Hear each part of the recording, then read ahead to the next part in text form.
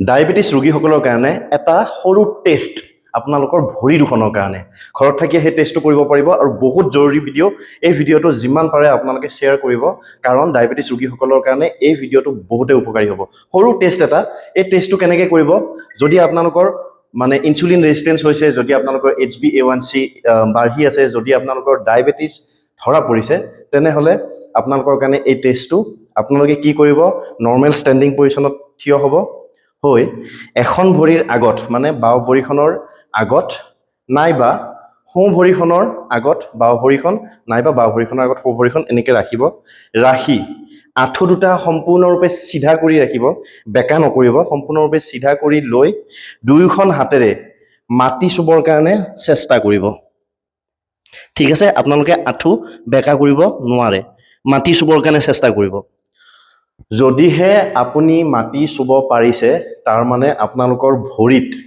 মাসলছ আপোনালোকক যিমান লাগে মানে মাংসপেশী আপোনালোকক যিমান লাগে সিমানখিনি আছে যদি আপোনালোকে মাটি চুব পৰা নাই বা মাটি চুতে আপোনালোকৰ কষ্ট হৈছে আপোনালোকৰ এই হেমষ্ট্ৰিঙত খুব বেছি মানে টানিছে খুব বেছি বিষ হৈছে মাটি চুতে তেনেহলে জানিব আপোনালোকৰ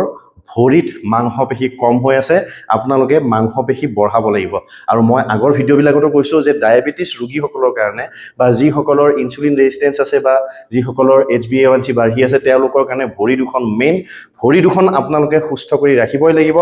ভৰিত আপোনালোকৰ মাংসপেশী বঢ়াবই লাগিব তেতিয়াহে আপোনালোকৰ ভৰি দুখন সেফ থাকিব কাৰণ ডায়েবেটিছ ৰোগীসকলৰ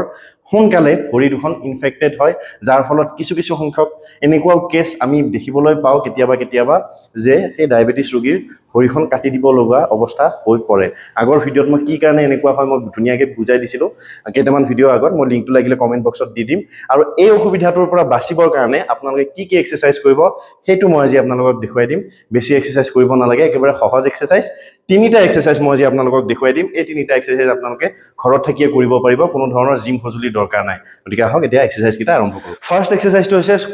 স্কোৱাট এক্সাৰসাইজটো আমি সকলোৱে জানো আগতেও মই দেখুৱাইছো আপোনালোকে স্কোৱাট কৰিবৰ কাৰণে আপোনালোকে ষ্টেণ্ডিং পজিশ্যন নৰ্মেল ষ্টেণ্ডিং পজিশ্যনত থিয় হ'ব আপোনালোকে হিপ জইণ্টৰ তলত ভৰি দুখন ৰাখিব গ্লুটছ যিমান পাৰে বেকলৈকে উলিয়াই দিব স্পাইন ষ্ট্ৰেইট ৰাখিব আৰু হাত দুটা এনেকৈ ৰৈ ডাউন আপ এই এক্সাৰসাইজটো আপোনালোকে 10 to 15 ৰিপিটিশন কৰিব 3 to 5 সেট কৰিব মই আকৌ এবাৰ দেখুৱাই দিছো ডাউন আপ যিসকলৰ আঁঠুৰ অসুবিধা আছে তেওঁলোকে কি কৰিব বিছনা এখনত বহি ল'ব নাইবা চকী নাইবা সোফা যিকোনো বিছনা চকী নাইবা সোফাত বহি লৈ ভৰি দুখন অকমান আগুৱাই ৰাখিব আৰু ভৰিৰ এই পিছফালৰ এই এংগেলটো আঁঠুৰ পিছফালৰ এই এংগেলটো 90 ডিগ্ৰী কৰি ৰাখিব লৈ নৰ্মেল উঠিব নামিব উঠিব নামিব এনেকৈ আপোনালোকে 10 to 15 ৰিপিটিশন এটা সেটত তেনেকৈ 3 to 5 সেটস কৰিব এইটো হৈ গ'ল ফাৰ্স্ট এক্সাৰসাইজ এতিয়া আমি আপোনালোকক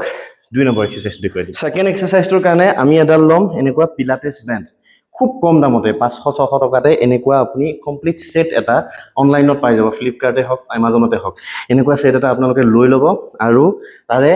লাৰ্জ থাকে মিডিয়াম থাকে ষ্ট্ৰং থাকে লাইট থাকে এনেকুৱা মানে ৰেজিষ্টেন্সৰ ওপৰত ডিপেন্ড কৰি পেলাই বেলেগ বেলেগ বেণ্ড থাকে যিডাল আপোনালোকৰ কমফৰ্টেবল হয় সেইডাল লৈ ল'ব লৈ পেলাই বহি ল'ব লৈ এখন ভৰি প্ৰথমতে ওপৰলৈকে উঠাব ডাউন 2 3 4 তেনেকৈ 10 to 20 ৰিপিটিশন এটা সেটত দুয়োফালে তেনেকৈ সেম ৰিপিটিশন কৰিব 1 2 3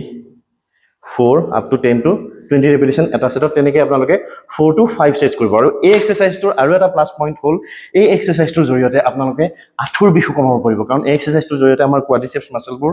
ষ্ট্ৰেংথেনিং কৰিব পাৰো আমি শক্তিশালী কৰিব পাৰো যাৰ ফলত আমাৰ আঁঠুৰ বিষ লাহে লাহে কম হৈ যায় গতিকে এইটো এক্সাৰসাইজৰ বহুত কেইটা বেনিফিট আছে এইটো হৈ গ'ল সেকেন্ড এক্সাৰসাইজ এতিয়া আপোনালোকক 3 নম্বৰ এক্সাৰসাইজটো দেখুৱাই দিম 3 নম্বৰ এক্সাৰসাইজটোৰ কাৰণেও আগৰ এক্সাৰসাইজটোৰ নিচিনাকে এই পিলাটেছ বেণ্ডালৰ ভিতৰত আমি দুইখন ভৰি লৈ ল'ম লৈ পেলাই আমি এনেকৈ শুই লৈ এখন ভৰি ফিক্স ৰাখিম আৰু আনখন ভৰিৰে আমি লাহে লাহে ওপৰলৈকে এনেকৈ লৈ আহিম 1 slow down 2 slow down 3 slow down up to 10 to 20 ৰিপিটিশন আৰু ইফালেও কৰিম তেনেকৈ 1 স্লো ডাউন 2